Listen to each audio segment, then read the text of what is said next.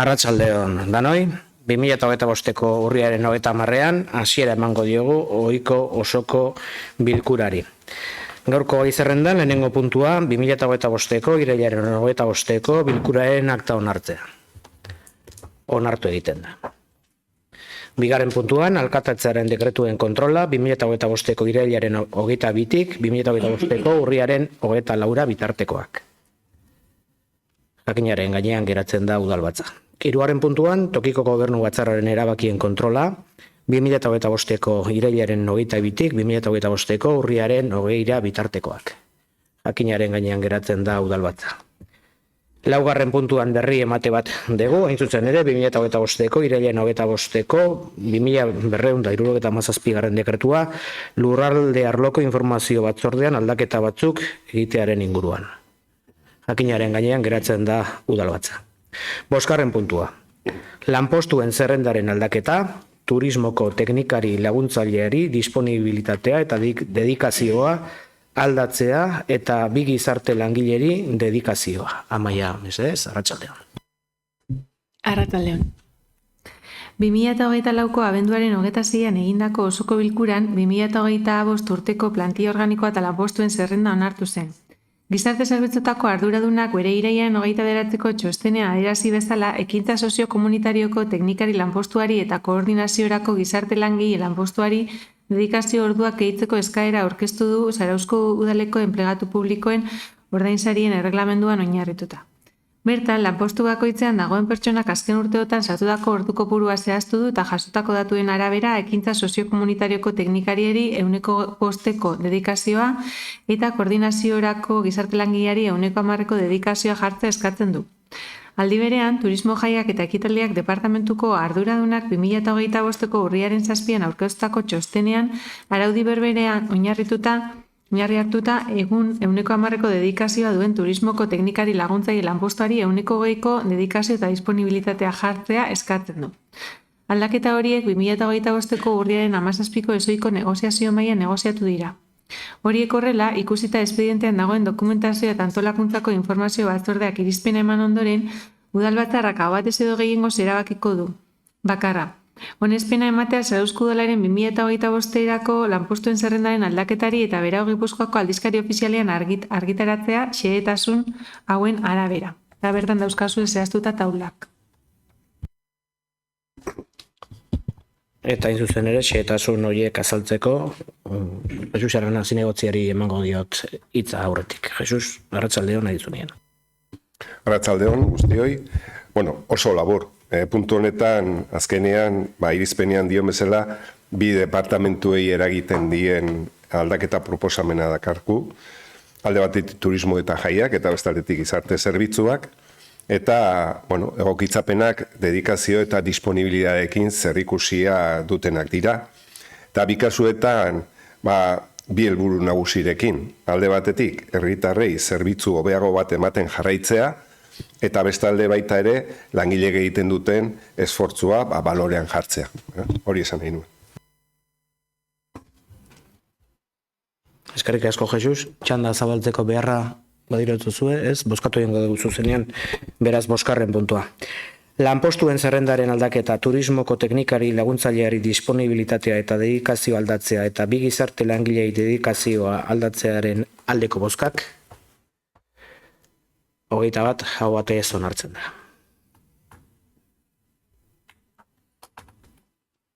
Seigarren puntua jarraian. Autotaxi zerbitzuaren 2026 urteko tarifak onartzea. Amaia, mesedez? 2002an bidaiariak herri barruan eta herriz kanpo kotxez garraiatzeko zerbitzu publikoaren 2/2000 legea garatzeko araudia onartu zuen Eusko Jaurlaritzak. Lege horretan oinarrituta eta lurralde antolaketa eta sustapenerako foru diputatuaren 487/2005 aginduaren bidez, araubide bereziko eremu bat eratu zen Urola Kostan. Aia, Getaria, Orio, Zarautz eta Zumaia herriek osatzen dute. Urola Kostako udal elkarteak 2025ko irailaren 8ko idatziaren bidez, udal honi jakinarazi dionez, taxiaren eskualdeko batzordeak erabaki du 2025ko taxien tarifei 3ko igoera gehitzea, 2026 urterako. Eta bide batez, Gipuzkoako taxien elkarteak aurkeztutako dokumentazioa bidali du, udalbatzak onar dezan. Urolakostako taxiaren eskualdeko batzordeak aurkeztutako proposamena aztertu ondoren, batzorde horrek autotaxiaren 2026ko tarifei buruz aurkeztutako idatzia kontuan izanik eta herritarren informazio batzordeak hala proposatuta, udalbatzarrak aho batez honako hau erabakiko du. Lehena, 2026 urterako Zarauzko autotaxi zerbitzuaren hiri tarifa hauek onartzea. Tarifa bat, dala lanegunetan 7:00 10:00, tarifa minimoa 6,77 euro. Egindako kilometroa 1,44 eta itxaron ordua 27,61 euro. Eta bigarren tarifa, 10:00 egunero, 7:00 igandean, jaiegunetan, tokiko eta erkidegoko araudiaren arabera, larun batetan eta abenduaren 24 eta 31, tarifa minimoa 8 euro eta 0,6 euro, egindako kilometroa 2 euro eta itxaron ordua 45,08 euro. Bigarrena, akordeo Urolakostoko udalelkarteari bidaltzea arauzko tramiteak bete dita. Eskerrik asko, Amaia, txanda zabalduko dugu, bozkatu egingo dugu beraz. 6. puntua. Autotaxi zerbitzuaren 2026 urteko tarifak onartzearen aldeko bozkak, 21 hau batez onartzen da. 7. puntua. Adikzioen prebentziorako 5. tokiko plana onartzea. Amaia, mesedez? Adikzioen prebentzioa Zarauzko udalaren eskumenen artean dago. Herritarrengandik hurbilen dagoen administrazioa denez, udalaren ardura da pertsona guztiei bizimodu osasuntsua sustatzeko proposamen egokia klaraztea, gainerako administrazioekin batera. Adikzioen eta droga mendekotasunen gaineko arreta integralari buruzko apirilaren 7ko 1/2016 legeak honako audio 78. artikuluan. Euskal Autonomia Erkidegoko udalei dagokie beren lurralde eremuan A. Adikzioen udalplana eta oroar adikzioen inguruko programak eta jarduerak egin garatu eta exekutatzea. Euskal Autonomia Erkidegoko adikzioen planean xedatutakoari jarraikiz. Konpromiso horri erantzuteko Zarauzko udalak orain arte 4 plan lokal onartu ditu. Azkena, adikzioen prebentziorako Zarauzko 4. tokiko plana 2019ko otsailaren 28an egindako bilkuran onartu zuen udalbatzak. 4. planaren indarraldia bukatu ondoren, udala jarraipena eman nahi dio aurreko urteetako lanari eta bide horretan adikzioen prebentziorako 5. udalplana egin du. Prozesua hau izan da. Udalerrian adikzioen egoera zein den aztertu. Diagnostiko kuantitatibo eta kualitatibo bat eginda adikzioen egoera zein den ikusteko. Substantziekikoa eta substantziarik gabekoa. Aurreko plana berrikusi. Esparru legal, normatibo eta teorikoa definitu. Euskal Autonomia Erkidegoko adikzioen 8. planeko ildo estrategikoekin bat datozen esku hartzeak eta proposamenak jaso. Lan hori guztia egin ondoren adikzioen prebentziorako 5. udalplana 2025-2029 eginda. Plan horren helburua da esparru bat ezartzea udalerrian osasuna sustatzeko, adikzioen prebentzioa lantzeko eta bizioitura osasuntxoak bultzatzeko. Planak honako hauek jasotzen ditu. Esparru legal normatibo eta teorikoaren definizioa. Zarauzko errealitatearen diagnostikoaren emaitza kuantitatibo eta kualitatiboak. Udalak prebentzio arloan hurrengo 4 urteetarako hartuko dituen konpromisoak. Jarduerak planifikatzeko, antolatzeko eta koordinatzeko tresna bat da, eta udalerrian 2025-2029 aldian adikzioen prebentzioaren arloan jarraituko diren lanildoak, programak eta jarduerak jasotzen ditu. Hori guztia ikusita eta herritarren informazio batzordeak aldeko irizpena eman ondoren, udalbatzak aho batez edo gehiengoz honako hau erabakiko du. Adikzioen prebentziorako 5. udalplana 2025-2029 onartzea. Eskerrik asko, Amaia. Txanda zabaldu horretik, Jesus emango diotitza, xetasun gehiago jasotzeko. Jesus, nahi dezunia. Eskerrik asko. Bueno, irizpenen esaten da bezala, 2025-2028 adikzioen prebentziorako 5. tokiko plana dakartzuegu onar dadin. Gizartea aldatzen ari da, evoluzionatzen ari da, eta beharrezkoa izan da baita ere, plan honetan hori barneratzea. Prozesu parte hartze zabala egin dugu, Eta egia esan, erantzuna oso ona izan da, eta eskertzekoa da benetan, bai herritarrei egindako galdetegian, bai hezkuntza komunitatearen parte hartzea, bai eztabaida taldeetan parte hartu duten pertsonek, guzti hau ahalik eta diagnostiko zehatzena lortzeko. Berrikuntzetako bat, lehen hezkuntzara 6. mailara zabaldu dela diagnostikoa da. Eta 2. hezkuntzan ere, DBH, batxilergo eta lanbide heziketako ikastetxetara ere iritsi gara. Metodologia honekin, ohiko sustantzien kontsumotik haratago, gorakada duten adikzio berriak diagnostikatu ditugu. Baperrak, edari energetikoak, psikofarmakoak eta teknologia berriek sortutakoak, sare sozialak, bideojokoak, apustuak online, helduen webguneak, esan bezala lanketa zabala eta sakona. Datuak esan beharra dago ez direla txarrak inguruko eta antzerako herriekin konparatzen baditugu, baina ezin dugu konformatu horrekin.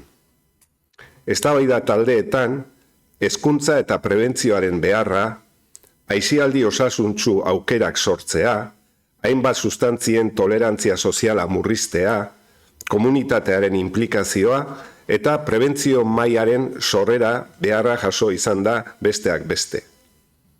Guzti honekin, 4 ardatz, 8 ildo, 19 helburu espezifiko eta 30 ekintza dituen plana aurkezten dizuegu gaur onar dadin.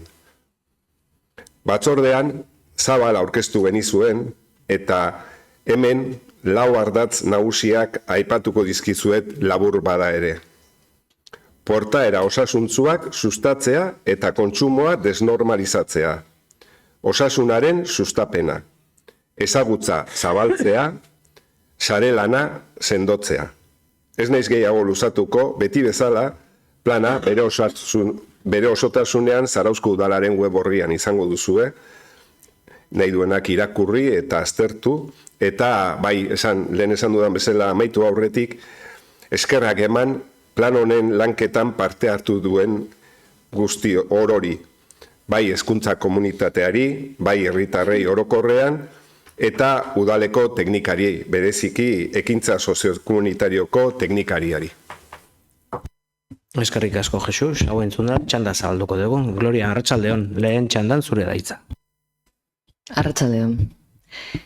Lan interesgarria egin da prebentzio arloan diagnostikoa eta adikzioen prebentziorako 5. tokiko plana garatzeko. Azpimarratu nahi dut oso interesgarria dela, esan den bezala, edari energetikoak sartu izana eta baita ere teknologien erabilera eta apustuak online. Oie, baitira gure garaiko adikzio berriak. Alkoholaren kontsumoa bereziki kezkagarria da, oso zabalduta eta onartuta dagoelako gure gizartean. Erlazio sozialak, familiarrak barne, alkoholaren inguruan eraiki eta garatzen dira gure gizartean. Eta txikitatik gure aurrentzat oso presente dago alkohol kontsumoa eta oso gazte hasten dira edaten jaietan eta asteburuetan. Berehala ikusten ez diren kalteak sortzen. Hori azpimarratzea garrantzitsua iruditzen zait eta horregatik gain zuzen ere oso garrantzitsuak dira horrelako planak eta horrelako planteamenduak. Eta zaila izango da kontsumo horiek jaistea, ohitura sozialak aldatzen ez diren bitartean. Dena den, beharrezkoak dira, hau bezalako planak, orokorrean adikzioi aurre egiteko, eta beharrezkoa baita ikastetxeetan egiten den lanketa. Eta bukatu nahi dut baita prebentziorako zerbitzuari zorionak ematen egiten duten lanagatik. Eskerrik asko, Gloria. Ander, arratsaldeon, lehen txandan zure daitza. Kaixo, arratsaldeon. Ni motz-motzia, lehenik eta bain zoriondu lan hontan parte hartu duten guztiei, herritarrei eta teknikariei, baita talde edo eragile desberdinei ere. Azkenengo planetikan urte batzu pasaira, 2019tikan, eta gizarteak aurrera doan enean eta aldaketak suertatzen diren enean, horrelako planak ere aldatzen joan behar gara, eta aipatu den bezala aurreko plan horietan adikzio desberdinez hitz egiten gindun edo zan, eta adikzio berri horiek gaur egungo edo onartzagoa zen plan hontan ageri dira, sare sozialen kontua edo edari energetikoen kontua. Hortaz, besterik gabe, zoriondu teknikariari eta parte hartuten pertsona guztiei egindako lan honegatikan, eta oso interesgarria, aproposa eta beharrezkoa iruditzen zego. Besterik gabe, eskerrik asko. Eskerrik asko zuri, Ander. Bozkatu bigarren txandarako beharrik uste dezute? Ez, bozkatu egingo dugu beraz. 7. puntua. Adikzioen prebentziorako 5. tokiko plana onartzearen aldeko bozkak, 21 aho batez onartzen da.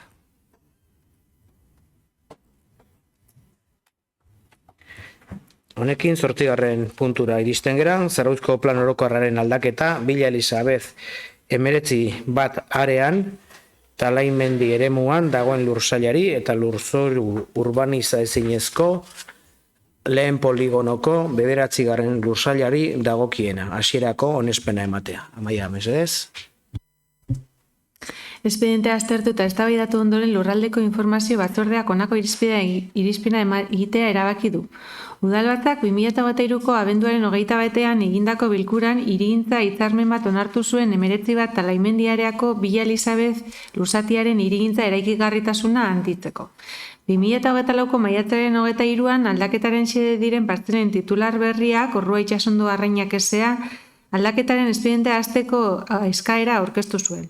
Tokiko gobernu batzarraren 2024ko uztailaren 29ko akordioaren bidez aldaketa puntuala onartzeko espedientea haste erabaki zen eta herritarren partaidetza programa onartu zen. Herritarren partaidetza programan aurreikusitako ekintzak egin dira, hasierako onesmenaren aurretik egin beharrekoak. Kontsulta publikoa, informazio saioa, plangintza aholku batzordearen bilera. Partaidetza prozesuan 13 ekarpen aurkeztu dira. Horiei buruzko txostenak egin dira. 2025ko abuztuaren 29an ingurumen txosten estrategikoa jaso zen. Eusko Jaurlaritzako ingurumen kalitatearen eta ekonomia zirkularraren zuzendariaren ebazpen baten bidez egindakoa. Txosten horretan adierazten denez, badirudi aldaketak ez duela sortuko ondorio kaltegarri nabarmenik ingurumenean, eta beraz, ez da beharrezko izango ingurumen ebaluazio estrategiko arrunta egitea. Hirigintza eta ingurumen departamentuak, berdintasun departamentuak eta euskara departamentuak dokumentuari buruzko txostenak egin dituzte. Hasierako onespena eman baino lehen, txostenak eskatu zaizkie honako erakunde eta administrazio hauei. Ur Patzuergoa, ur hornidurako eta saneamenduko zerbitzuaren nahikotasunari buruzkoa. Kosten estatu administrazioa, itsasle horreko jabari publikoaren eragin eremua. Lurraldeko informazio batzordeak hasierako onespenaren proposamenari buruzko irizpena egin du.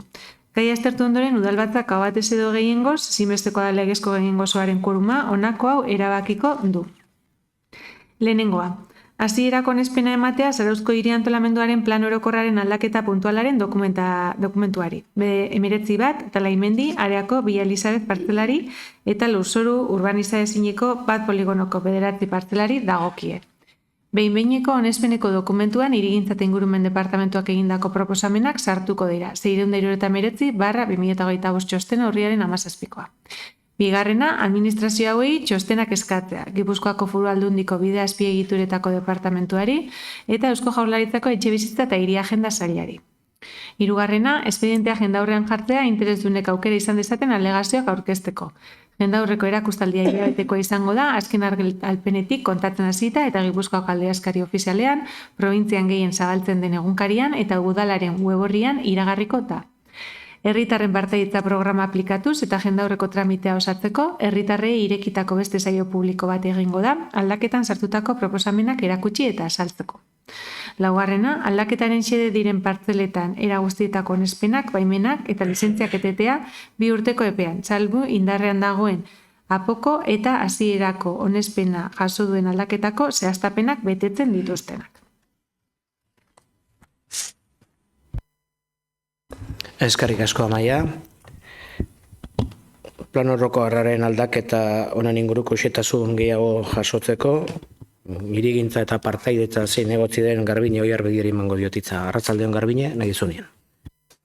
Eskerrik asko, Xabier, eta arratsaldeon guztioi. Idazkari Andreak ongi azaldu duen bezala, gaur eztabaidagai izango dugun puntu honek jatorria du Udalbatzak 2023ko abenduaren 21ean egindako bilkuran onartu zuen hirigintza hitzarmenean.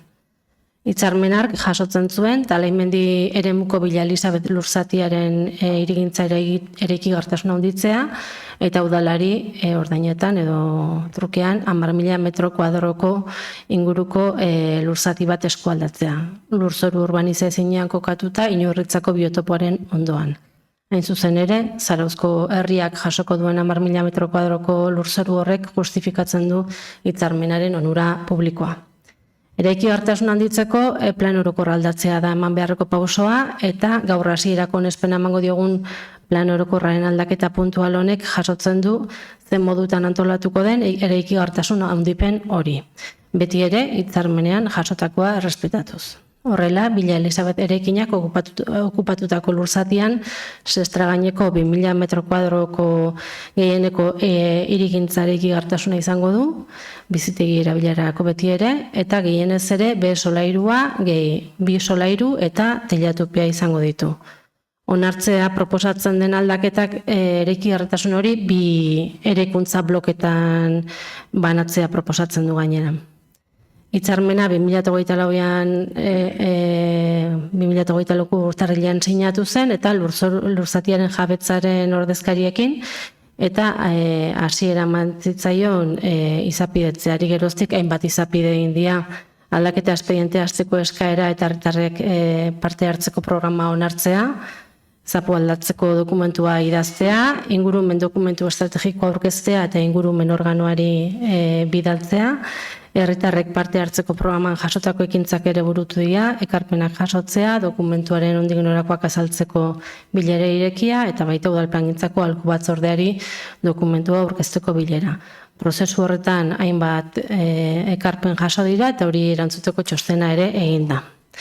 Abuztuan ingurumen txosten estrategikoa jaso zen, txosten horretan adierazten da ez dela aurreikusten aldaketak ondorio kaltegarri nabarmenik izango duenik ingurumenean eta beraz ez dela ingurumen ebaluazio estrategiko arruntik egin behar. Eskatu beharreko gainerako txostenak eskatu ditugu eta hasierako dokumentuan beharrezko aldaketak egin ondoren, orain dokumentu horri hasierako onespena ematea dagokigu gaurko bozketan. Eskerrik asko Garbine, txanda zabalduko dugu, ez? Garazi, lehen txandan, arratsaldeon, zure daitza. Bai, arratsaldeon.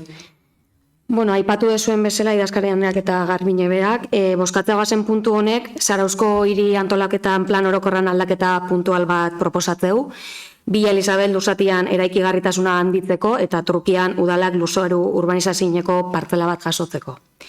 EH Bildutik ez dauz zalantzaik, ez gaude ados aldaketa honekin eta ez dau babestuko. Lehenik eta ben, testu inguruan azpimarratu nahi deu, Zarauzko apua 2008koa da, eta denok ados gaude zaharkituta daola. Gainera, udal gobernutik iragarri dezue, urte amaierako berritze prozesuakin hastekoak zeatela. Horregatik, ez dugu uste horrelako aldaketa puntual bat iteko momentua danik gaur. 2023ko abenduan gai haulen aldiz ekarri izan udal batzarrea, hirigintza hitzarmen moduan, eta momentu horretan esan zitzaigun azalpena eta orain dakiguna bi gauza oso ezberdin dira. Bere garaian, familia baten etxearen berregituraketa bat bezala planteatzen zena, orain enpresa pribatu batek luxuzko 18 etxebizitza berri eta piztina bat eraikitzea ahalbideratuko du. Enpresa pribatu baten mesedetan noski. Onartuz gero, Bila Elisabeteko lurzatiaren eraikigarritasuna hirukoiztu baino gehiago egingoa. 610 metro karratutik 2.000 metro karratura. Eta trukean, udala jasoko lukeen lurzatia ez da eraikigarria. Dagoeneko babestua dago eta udala eskuetara pasatze danean ez du babes maila handiagorik lortuko lurzati honek. Hau da, beste modu batean esan da, trukeak ez du onurarik ekarriko zarauztarrontzat.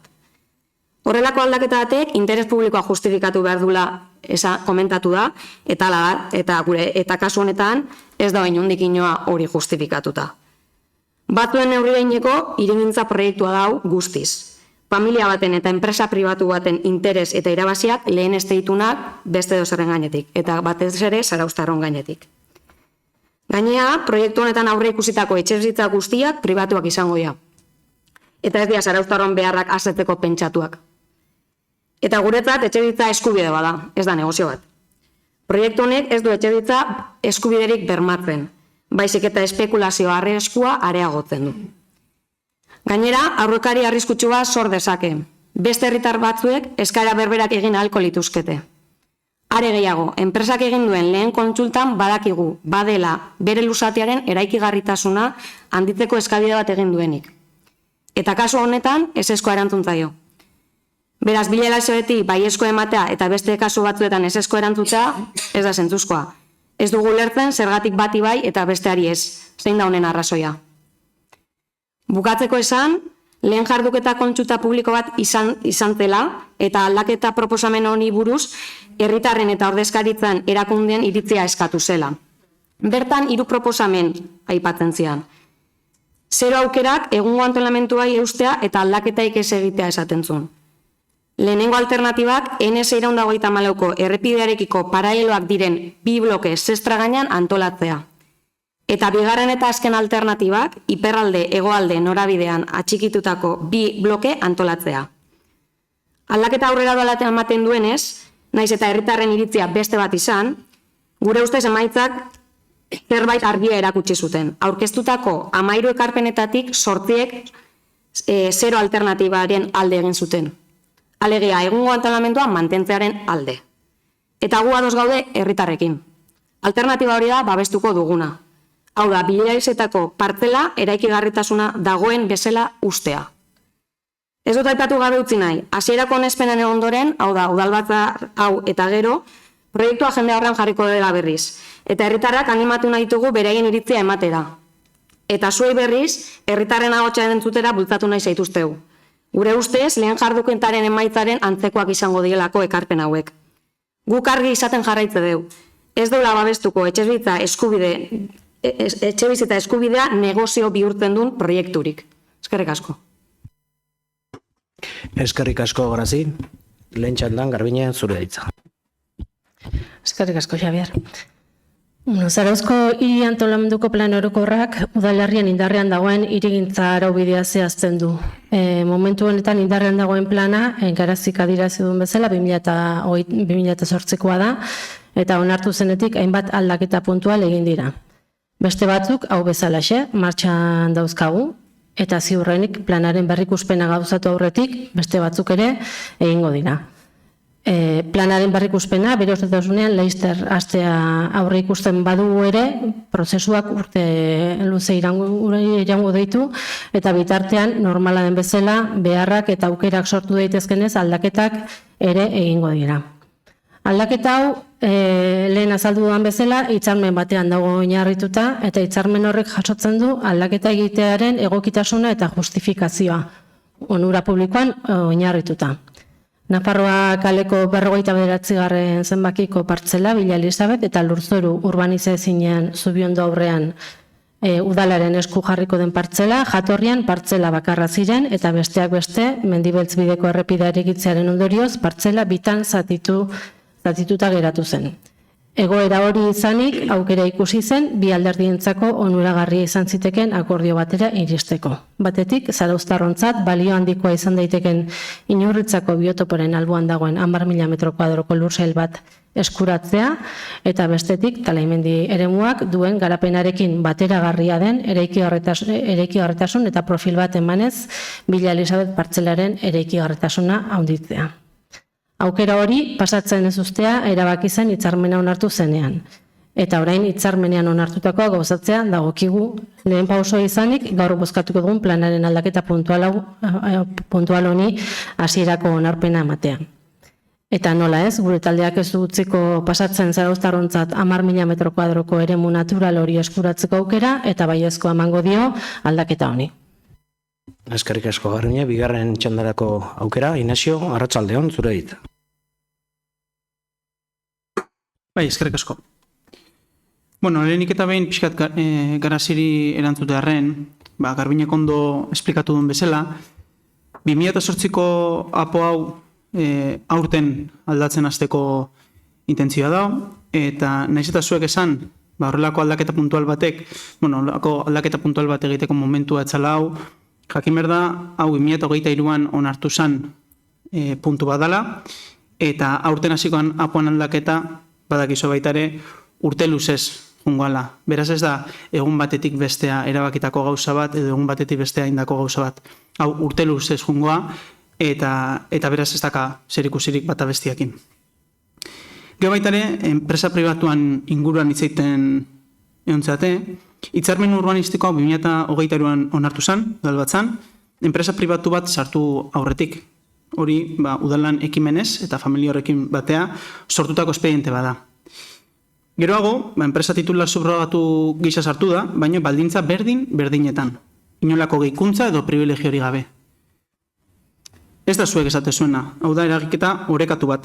Udalak alde batetik lursail babestu bat jasotzeu 10.000 metro karratukoa, eta trukian eraikigarritasuna neurtua eta arautua izatea.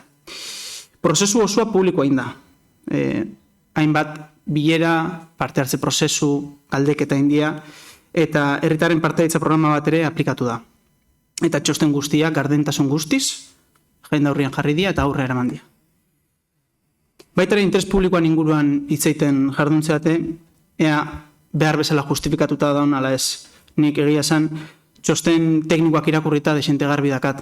Zuek ez dakit, animatzen zaituet, lurzorua eta irigintzan 2/2026 legean 3.4 artikulua irakurtzea eta espezifikoki D apartatua jartzeuna, ea interes publikokoa dan edo ez jakiteko. Honek gaina, interes publiko hau defendatzen, udalai aukera ematea 10.000 metro karratuko espazio publiko bat bere ganatzeko. Eta hori ere dudan jarri ezue, ea positiboa dan ala ez. Eta noski dana positiboa. Udalak ingurumen balio handiko lurzoru bat bere ganatuko dulako, eta gure parke publikoa Inurritzako biotopoan onduan euro bat bea ere gastatu gabe guria izango dalako. Guria esan nahi dut Zarauztarrona. Eta etxebizitza pribatuak izango ja, baino honek etxebizitza beharrak ere azatuko ditu. Guk dano dakigun bezala, etxebizitzako merkatuan gero eta eskaintza gehien prezioa ere jetxi daiteke. Eta hori, hola dan ez ezazuk ez eskuain. Aldaketa gaina telemendiko eremu garapenan barruan kokatzea, eta dagoeneko finkatuta dagoen ingurune batian, eta garapen horri koherentzi urbanistikoa emateio. Eta bukatzearen titular batekin gelitu nahiko nukenik. Udalak hemen ez du ezer galtzen. Zarautzeko ordia eta Zarauztarrok naturgune babestu bat irabazte du. Eskerrik asko.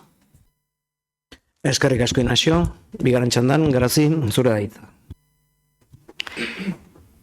Motxean eta galdera simple bat ingoizuet. Zer onura ikuste jozue, lehendik ere babestua da hon partzela bat, udalaren eskuetara pasatzea 10.000 izan, 20.000 izan. Ingurumen nahi beiratuta, babes maila berdina daka, familiak leno ere ezintun ezerrin, eta bain udalak ere ezin ezerrin. Ingurumenariko begiratuta bakarrik behintzat, berdina da partzela. Zarauztarrena izan, edo ez izan, baina partelapea berdina da. Babestu da dagoeneko eta ez da aldaktuko ezer horrekiko. Eskerrik asko Garazi, Garbine, bukatzeko bigarren txanda zure daitza. Eskerrik asko, Xabier. Helburua hasierakoa eta oraingoa berbeak dira. Hirigintzako plangintzako erabakiak ez dira hartzen, ez behintzat gure aldetik, lurren jabea zein denaren arabera. Lehenengo jabeak lur saila saltzeak ez du udalaren helburua aldatzen. Hau ez da alakarta egiten. Familia batek erosi zuen eta bere eskubidea zeukan, familia batek egin genuen hitzarmen eta bere eskubidea zeukan hori saldu eta enpresa batek erosi baldin badio, bereien esku zeun. Ez ditugu egiten plangintzak jabeen arabera. Onura publikoa justifikatuta dagoela, hasieratik dago txostenetan jasota, eta zuek zalantzan jartzen dezute. Eta galdera bat bota dezu hemen ze onura dakarren, eraikigarritasunik ez daukan 10.000 metro kuadroko lursail bat bereganatzeak.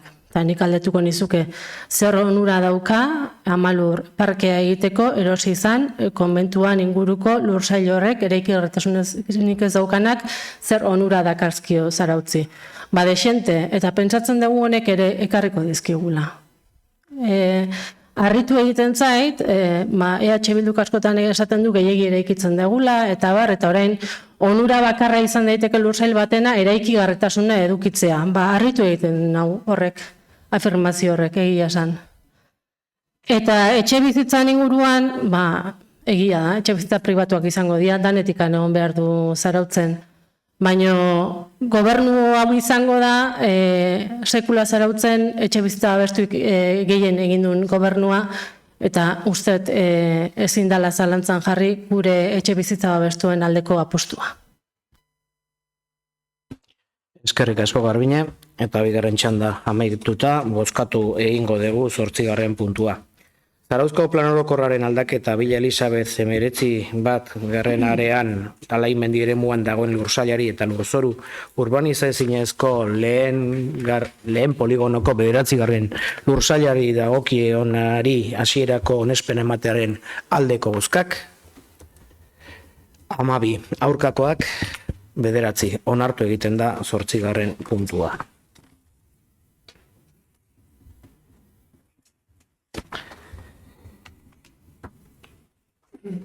Jarraian 9. puntuan, Eusko Alderdi Jeltzalea, Partido Nacionalista Vasco eta Partido Socialista de Euskadiko Ezkerra udaltaldeek aurkeztutako proposamena elkarbizitzaren alde eta ertzaintza eta udaltzaingoen defentsaren aldeko mozioa. Garbine gure bozeramaleak irakurriko. Garbine, nahi dezunean.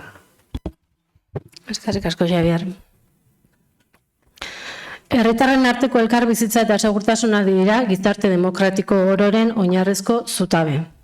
Ertzaintza eta udaltzaingoak Euskal Polizia kidego guztiak funtsezko elementu dira herritarren segurtasuna eta legeen betepena bermatzeko. Euskal Herrikide ditugun aldetik, babesten duten herritik hurbil egiten dute beren lana mendebaldeko gizarteetako estandar demokratikoak betez. Erakundei dagokie ertzaintzak zein udaltzaingoak duten gizartean eguneroko egiten duten lana babestea eta balioestea. Hala ere, azken hilabeteotan Euskal Autonomia Erkidegoko lurraldeetan udaltzaingoen eta ertzaintzaren kontrako eraso larriak eta seinalamenduak egin dira, soilik beren lana egin dutelako. Polizien bulego eta tokiak erasotzera eta Euskal Polizien lana eragoztera iritsi arte. Halaber, seinalamendu eta mehatxu larriak egin dira hiritarrek aukeratuta gobernuan lan egiten duten ordezkari publikoen kontra, iraganeko garaiak gogora ekartzen dizkiguten jarduera eta jarrerak dira horiek. Erakunde guztiek eta ordezkari publikoek ekintza hauek guztiak salatu eta gaitzetsi behar dituzte sekula babestu gabe berriro gerta ez daitezen. Hori dela eta Zarauzko udalak errespetuan oinarritutako kultura demokratikoa eta elkarbizitzaren printzipioak betez ondorengoa proposatzen ditu. Ertzaintzaren, udaltzaingoen eta ordezkari publikoen kontrako erasoak, seinalamenduak eta jokera bortitzak gaitzestea. Ertzaintzak eta udaltzaingoek hiritargoa babesteko egiten duten ezinbesteko lana aitortzea eta egiten duten lana erabat babestea. Ertzaintzaren, udaltzaingoan eta ordezkari publikoen kontrako jokaera bortitzak eta mehatxuak bertan behera uztea eskatzeko deia egitea, errespetuan oinarritutako elkarbizitza bermatzeko. Eta 9. puntua, ertzaintza Euskal Autogobernuaren adierazgarri eta polizie hurbila eta demokratikoaren eredu dela adieraztea. Hauxe mozioa. Eskerrik asko, mozio irakurri ondoren txanda zabalduko dugu. Lehen txandan, Inesio, zure daitza.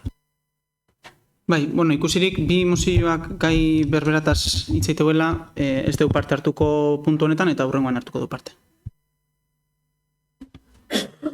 Eskerrik asko. Bai, Jon, arratsaldeon, lehen txandan zure daitza. Bai, arratsaldeon, EAJak eta PS gaurreneak ekarri zuen mozioak uste deu aipatudan egungoaren aurrian ez dula inolako ekarpenik iten eta ondorioz ondorengo puntuan eztabaidatuko den mozioa sartu berri izan deu. Hori horrela, hurrengo puntuan PSekin godun bezala adieraziko gure ikuspuntua eta mozio honen kontra bozkatuko dugu. Eskerrik asko.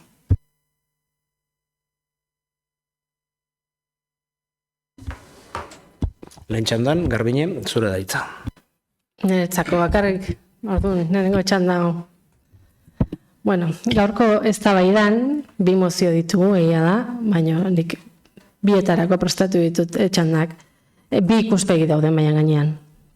Guk aurkezten dugun mozioak elkarbizitzaren eta errespetuaren aldeko adierazpen bat proposatzen du, herritarren segurtasuna eta herritarren arteko bizikidetza bermatzea ogibide dutenen lanaren aitortza eta errespetua aldarrikatzen dituena. EH Bilduk berriz, ertzaintzaren eta udaltzaingoen lana zalantzan jartzen duen diskurtso bat ekarri digu polizia eredua zalantzan jarriz. Gure mozioak oinarri oso argia dauka. Elkarbizitza, errespetua eta instituzioekiko konfiantza, eta honek ez du inor isilarazi nahi, ez du inongo kritikalik galarazi nahi, baina argi esaten du ez dago justifikaziorik, erasorik, mehatxurik edo seinalamendurik onartzeko. Ertzaintza eta udaltzaingoak gure autogobernuaren adierazgarri dira, Eusko Jaurlaritzaren eskumen propio baten emaitza dira eta demokrazia moderno baten tresna. Horregatik, babestea ez da inor defendatzea soilik. Euskadiren beraren demokrazia defendatzea da. Azken hilabeteetan ikusi ditugu polizien bulegoetan egindako erasoak, ordezkari publikoen kontrako mehatxuak eta tamalez iraganeko garai ilunak gogorazten dizkiguten jarrerak. Eta zarautzek herri bezala ezin du horren aurrean isilik geratu. Gure mozioak ez du inor seinalatzen, alderantziz gonbidapena egiten du errespetuan eta bakean oinarritutako elkarbizitza berrestena. EAJak argi dauka, kritika legitimoa beharrezkoa da, baina erasoa, mehatxua eta gorrotoa sekula ez. Ertzaintzak eta udaltzaingoek egunero egiten dute lan gure segurtasuna bermatzeko, gure askatasunak babesteko eta gizarte demokratikoaren zutabeetako bat dira. Gure poliziak ez dira etsaiak, gure herritarren zerbitzura dauden profesionalak dira, eta merezi dute gure babesa eta gure errekonozimendua. Horrexegatik aurkezten dugu mozio hau eta horrexegatik nola ez babestuko dugu gure taldeak. Eskerrik asko Garbine. Bigarren txandarako aukera. Bozkatu egingo dugu beraz. 9. puntoko mozioa. Elkarbizitzaren alde eta ertzaintza eta udaltzaingoen defentsan mozioaren aldeko bozkak. 12. Aurkakoak. 9. Onartu egiten da. Jarraian, 10. puntuan, EH Bildu udaltaldeak aurkeztutako proposamena, demokraziaren alde eta polizia eredua berrikustearen aldeko mozioa. Jon, zure daitza. Eskerrik asko. Demokraziaren alde eta polizia eredua berrikustearen aldeko mozioa. Azken asteotan, Euskal Herriko hainbat tokitan zenbait erakunde eta ordezkari publikoen aurkako hainbat gertaera eta adierazpen izan dira. Adierazpen askatasunaren eta espazio publikoaren errespetuaren muga onargarria gainditu dituztenak. Udalau ez dator bat jarduteko modu horiekin eta uste du modu egokian baztertu behar direla, axolagakeria eta gehiagizko jardun interesatua saihestuz. Ildo horretan, udal honek gaitzetsi egiten du gertakari horien instrumentalizazio politikoa, kritika sozial eta politiko osoa kriminalizatzeko, bai eta bidezko protesta ere. Logika bat inposatu nahi da, non indar polizariekiko edo horiek zuzentzen dituztenekiko ezin egon edo zalantza adierazpen oro erasonartezintzat interpretatzen den automatikoki. Eta hori printzipio demokratikoen aurkakoa da. Poliziak idegoen jarduera kritikatzea, haien funtzionamendu eredua zalantzan jartzea edo abusu gertakariak salatzea ez da bizikideratzen aurkako erasoa. Bizikidetzaren aurka egiten duena disentxorako espazio oro istea da, erakundeak kritikaren aurrean blindatzea eta erakundeen gaitzesparen balioa utxaltzea. Gertakari horiek neurrigabeki dimentsoratzen diren bitartean, herritarren bizikalitateari eragiten dioten sakoneko eztabaidak iselarazten dira. Osakidetzaren endekatzea, etxebizitza larrialdia, zaintza krisia edo desproportzionatuzat jotako polizia interventzioniekiko kezka sozial gero eta handiagoa. Arkauteko akademiako zuzendariak bere taldeakin batera dimisio eman berri du, barne resistentziakin talke egin ondoren. Horrek erakusten du sistemak egiturazko berrikuspen bat behar duela. Horregatik guztiagatik, Zarauzko plenoak honako hau adosten du. Bat, erakundekiko errespetuaren edo adierazpen askatasunaren bidezko erabileraren muga gainditzen dituen jarduera oro gaitzestea. 2. Kritika politiko eta sozial legitimoa eta herritarren protesta kriminalizatzeko izaera horretako gertaera puntuelak erabiltzeko saiakera erabat baztertzea. 3. Berrestea kritikarako eskubidea baita polizia indarrekiko ere, edozein demokrazia osasungarriren muinaren parte dela, eta ezin dela murriztu edo deslegitimatu. Lau, Eusko Jaurlaritzari eskatzea polizia eredua sakon berrikusteko hausnarketa eta herri prozesua abiatu dezala, gardentasuna, kontrol demokratikoa, proportzionaltasuna eta zerbitzu publikoa bermatzeko. Eta bost, indar politiko guztiei dei egitea eztabaida instituzionala herritarrei eragiten dieten egiturazko arazoetan zentratzera. Aranlona, osasun publikoa, etxebizitza, zainketa, lan eskubideak eta polizia eredua. Lehen txanda zabalduko dugu. Inazio, lehen txandan zure daitza. Eskerrik asko. Bueno, lehenik eta bain mozio honek aipatzen gaitzespen hitzan inguruan hitzein nahiko nuke. Gure aldetik nik uste ez gaudela gaitzesteko. Hau da, ordezkari politikoa garela eta erantzukizun politikoa ditugula. Ez gara ez epaile eta ez apaisa. Ez gaude gertatu ahal izan diren gertakariak a posteriori gaitzesteko. Baizik eta gauza horiek ez gertatzeko hartu behar diren erabaki politikoak hartzeko. Horrekin ados zaudete, ez? EH Bildukak. Ze hitz hauek ez dira neriak. Hitz hauek zuen Eusko Legebiltzarreko bozeramaileanak dira, Peio Otxandian onak. Orduan, jakin nahiko nuke ea zein dan zuen jokatzeko era. Gauza batzutarako gaitzespen hitza, gaitzetsi. Ite deu, beste gauza batzutako, ez? Beraz, hori argitzia eskertuko nuke. Edo zuen ez dakit, jarduteko erak, pasatzia guri, pixkat aklaratzeko, zein beste nasketakin galditela baita ere. Behin hori esan da gero, ja mozioan sartuz, EH Bildu mozioak irmotasun eta indar gehiagokin iteu, ekintza hoien ondorioaz, ekintza beraz baino. Agian, zuek diozuen instrumentalizazio edo ustezko instrumentalizazio politiko hori, gero hitz egingo dudana, ez litzateke gertatuko, zenbait erakunde eta politikarien aurkako ekintzak egongo ez balira. Beraz, eman diezaiogun garrantzia benetakoari, ekintza hauek salatzeari. Gure mozioak dioen bezala, erakunde guztiek eta ordezkari publikoek ekintza hauek guztiak salatu eta gaitzetsi behar dituzte. Sekula babestu gabe, berriro gerta ez daitezen. Baitare EH Bilduk dio, poliziaren jarduera kritikatzea ezin dela kriminalizatu. Eta horrekin guztiz ados. Kritika politikoa guztiz zilegi da, eta ala izan behar du. Baina azken asteetan eta hilabetetan ikusi duguna, ez da kritika politiko bat. Bezik eta eraso fisiko, mehatxu eta seinalamendua dira. Horrek ez du zerikusirik adierazpen askatasunarekin. Hori intimidazioa da. Polizia edo ordezkari publiko batek bere lana itegatik, erasoa jasatzea ez da demokrazia. Hori da juizu demokraziaren aurkakoa. Hildo bereti baitare, EH Bildu dio, gertakari hauek instrumentalizatzen ari direla edo garela. Protesta soziala kriminalizatzeko. Eta inok ez du protesta baketsu bat kriminalizatzen. Baina eraso fisiko eta mehatxuak ezin dira zaku berdin hortan sartu, ezin dira normalizatu. Protesta soziala eskubide bada, baina indarkerian oinarritutako protesta ez. Argi eta garbi. Polizia ereduan berrikuspenai dagokionez, EH Bildu baitare Eusko Jaurlaritzari eskatzen dio polizia eredua sakon berrikusteko. Eta gu gaur egia esan gai hori ez dugu ekarri udalbatza honetara. Horretarako gure ustez badaude beste foro egokiago batzuk. Gu mozio hontan ez dugu eredua eztabaidatuko. Udalan ardura dana defenditze dugu. Gure poliziai errespetua eta babesa ematia. Ertzaintza eta udaltzaingoak ez dira beste polizia batzuk. Gure erakunde propioa dira, bertakoak. Bertako ezagutze duenak eta herritarren segurtasuna bermatzen dutenak eta baita giza eskubideak ere. Horregatik, beraiek guri babesten digun bezala, orain da momentuak guk beraiei babesteko. Gaur ez gara polizia eredu baten alde edo aurka bozkatzen nahi. Gaur, elkarbizitzan eta errespetuan aldeko jarrera aigea bozkatzen. Gure mozioak ez du inor baztertzen, ez du eztabaida ideologikoik mahai gainean jartzen ere ez. Esate duna oso argia da eta nik uste danok bat etorri berko genukela. Ezin da onartu gure erakundian eta gure polizian aurkako indarkeririk, inungo indarkeririk.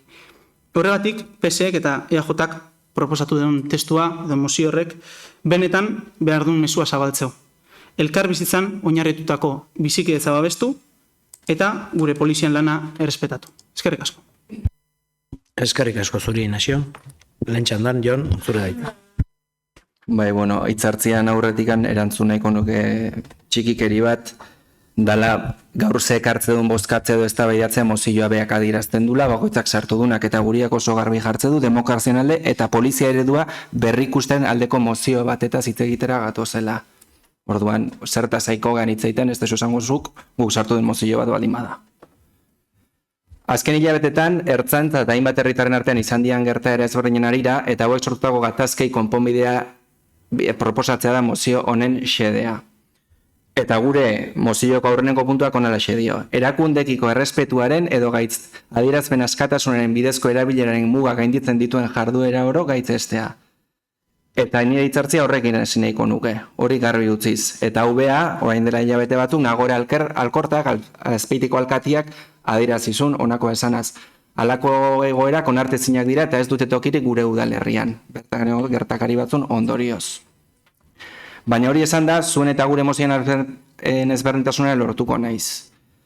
Leno aurkeztu dezuen mozioan, planteamendu ezberdina dakau. Zuen ikuspegia inmobilista da, hau da, egungo indar polizialak egokiak direla bere osotasunean, aldaketarik behar ez dutela, eta hobekitzekorik ez dutela emate du. Eta aldiz, herritarrek plazartzen dituzten kezkak eta kritikak eraso sistematiko bat bezala egitura demokratikoarekiko ulertzen dezue.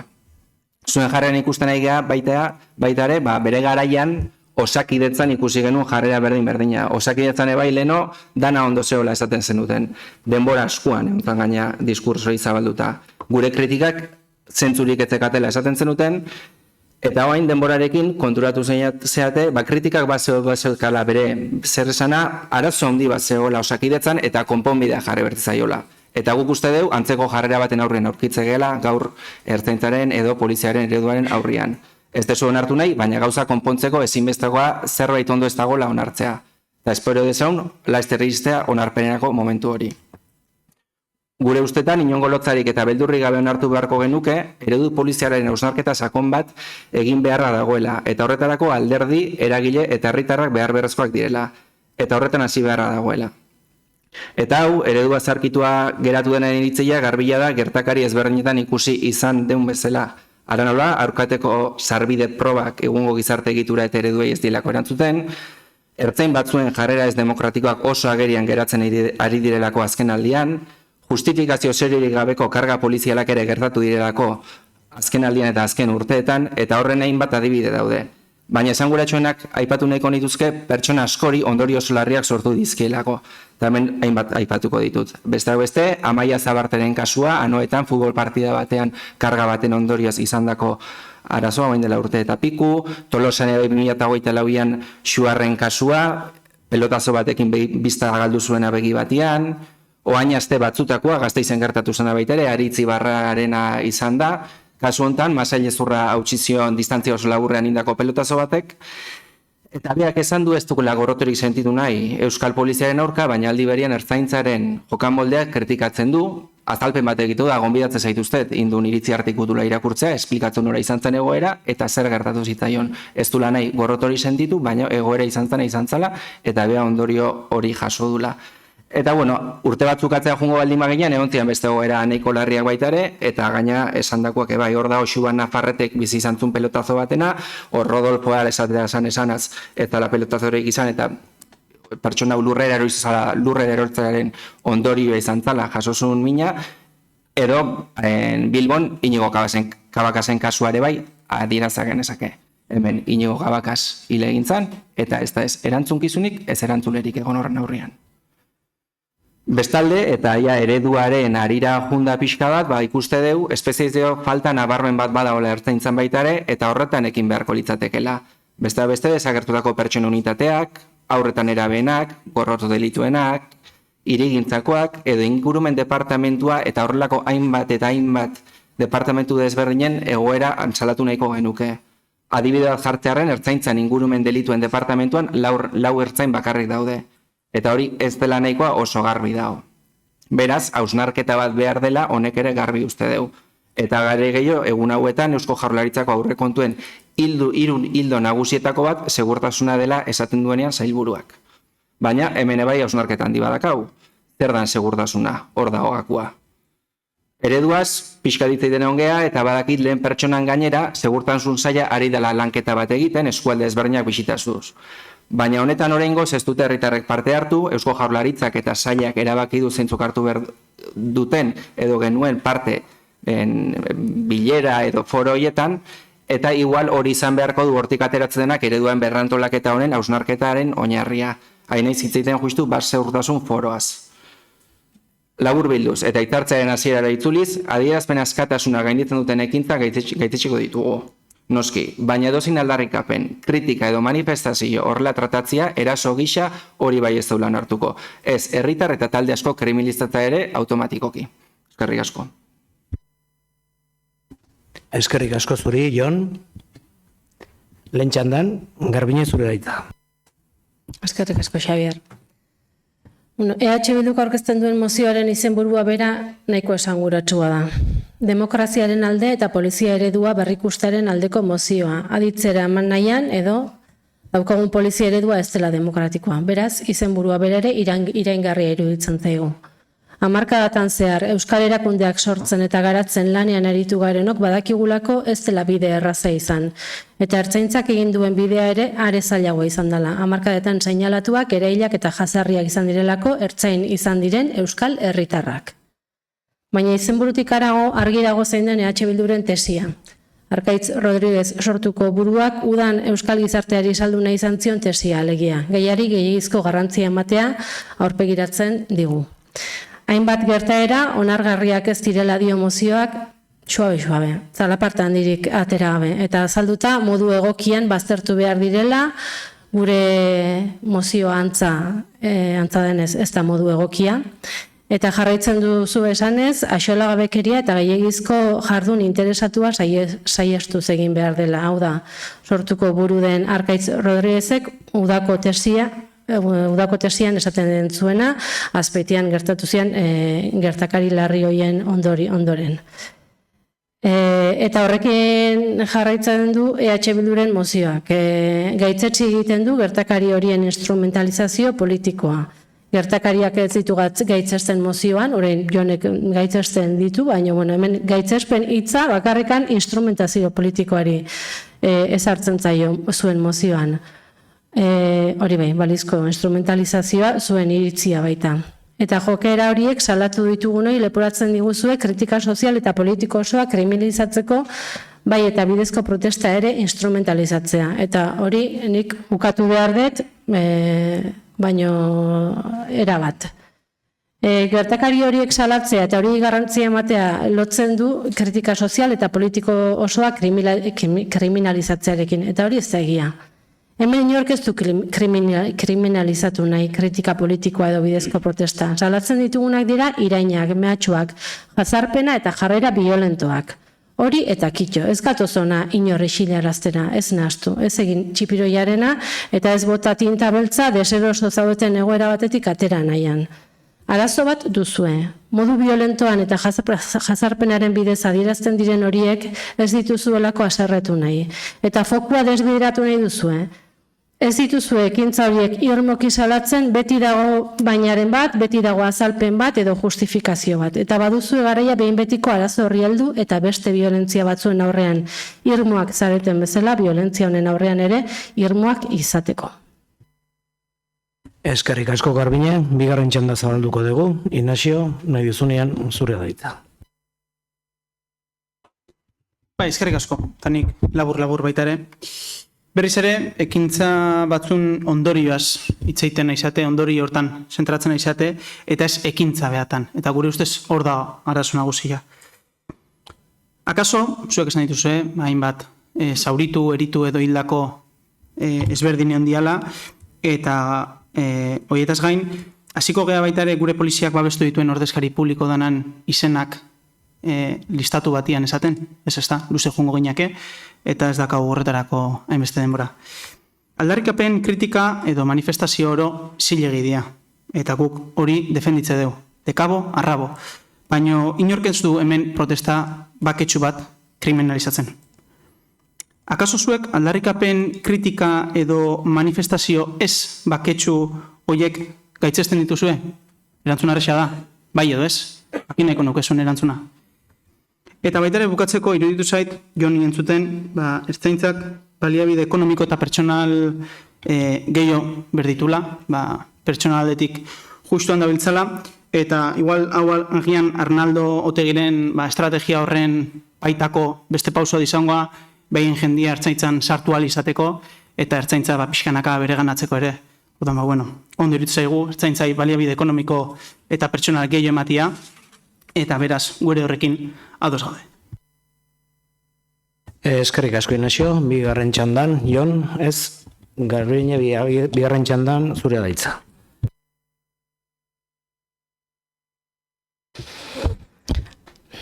Bueno, beti dago zer hobetua noski, baina zuen teoria da, momentu honetan hasi behar degula, dena eraldatzen, zuek orain erabaki dezutelako, parte hartzea urte askotan Ezker Abertzaleak beste bide batzuk erabili ondoren, orain erabaki dezue, zuekin hasten dela dena. Gai honetan beste askotan bezalaxe.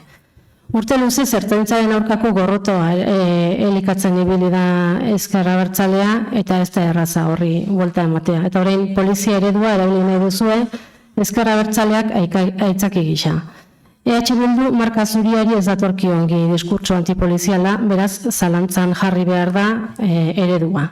Ezin baita orain, bapatean egin urte luzez zipaio hitzarekin irendu dituzuen horiekin bat. Ikusai duzu hementxe Merkatu Plazako lehenengo solairuan urrengoa zu en la Diana erakusketa. Bertan jasotzen dira urteetan gizarte honek pairatutako indarkeriaren zenbait testigantza eta hortxe daude erakusgai momentu hartan ertzaintzaren buru zen segurtasun sailburuaren aurkako pegatina, ireak egin du dioena. Oso esanguratua, bitan ere, bera ere hiltzeko eta kooperatiboa prostatu eta zorionez gauzatzea lortu etzuela jakinik. Baina baita ertzaintzaren ikurraren gainean eta matalos dioen pegatina ere hortxe dago. Urteetan elikatutako gorrotori desagarraraztea zaila da noski. Are gehiago autokritikarik egin ezenean eta iraganeko violentzia hori justifikatu eta babestu denean. Zoritxarrez, Ezker Abertzaleak oraindik ez du bide hori egin eta batzuekin erakusten den irmotasuna ez da erakusten beste horiekin. Marka zuria bai, baina kontu handiarekin haserretu beharrez den inor haserretu gabe. Baina ez dut amaitu nahi, eztabaida hau, zuen mozioak jasotzen duen beste salaketa bati heldu gabe. Zera dio zuen. Gertakari horiek neurri gabeki dimentsionatzen diren bitartean, herritarren bizikalitateari eragiten dioten sakoneko eztabaidak isilerazten dira. Eta eztabaida horiek zeintzuk diren ere esaten diguzue, nola ez Osakidetzaren endekatzea, etxe bizitza larrialdia, zaintza krisia edo desproportzionatzutat jotako polizia interbentzioekiko kezka sozial gero eta handiagoa. Zuek horiek aipatzen dituzue, azken EITB fokusaren arabera, urren ez urren, etxe bizitza osasuna eta hiri segurtasuna dira Euskal Herritarren kezka nagusiak. Etxe bizitza arloan, aurrekontuaren gidalerroak uztailean aurkeztu zitezkion EH Bilduri, lehendakariak aurkeztu zizkion, talde politiko guztiekin ere egin zuen bilera uda pasata lehendakariak, baita EH Bildurekin ere noski, orain aste batzuk ogasun sailburuak ere aurrekontuaren lanketaren baitan berriz ere bilera egin zuen EH Bildurekin, eta 3 aukera horietan ez zuen etxe bizitzaren inguruko ekarpenik egin. Joan den astean hori bai, Twitterren argitaratu zuen EH Bilduk etxe bizitzaren inguruko bere proposamena Jaurlaritzarekin partekatu ere egin gabe. Bitartean, Jaurlaritzak 2026ko aurrekontuan gehien igoko duen saila da hain zuzen ere etxe bizitza politiketara bideratutakoa. Eta bertan hainbat politika jartzen dira martxan eta lanean jarraituko da arduratuta eta ardurak hartu direlako. Etxe bizitzaren inguruko premiazko neurrien plana martxan dagoeneko eta lanean ari da EAJ eta PSek osatzen dugun gobernua. Bitartean EH Bildu Twitterren jarraitzen du. Osasunari dagokionez antzera. Osasun itunarekin ere konprometitzeko momentua iritsi zen eta EH Bilduk esan zuen konprometituko zala osasun itunarekin, hori bai, lanean hasi eta ia akordiotara iristeko momentuan bertigoak hartuta berriz EH Bildu maitik altxa zen. Segurtasunak kezka nagusi izanik ertzainaren jarduna ezbaian jartza baino ez du egiten EH Bilduk. Eta zaintzari dagokionez, aukera paregabea du EH Bilduk zaintzarekiko konpromisoa azaldu eta Gipuzkoako batzar nagusietan Aldundiaren aurrekontuaren alde bozkatzeko.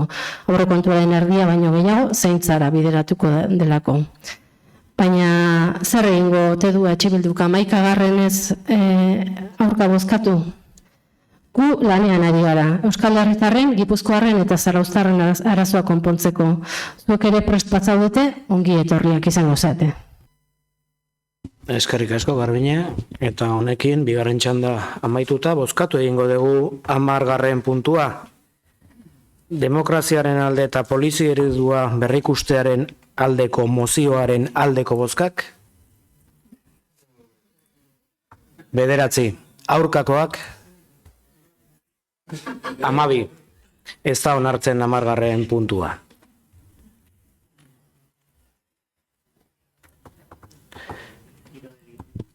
Hamaikagarren puntura iristen gera honekin, azken puntua, eskari galderen txanda.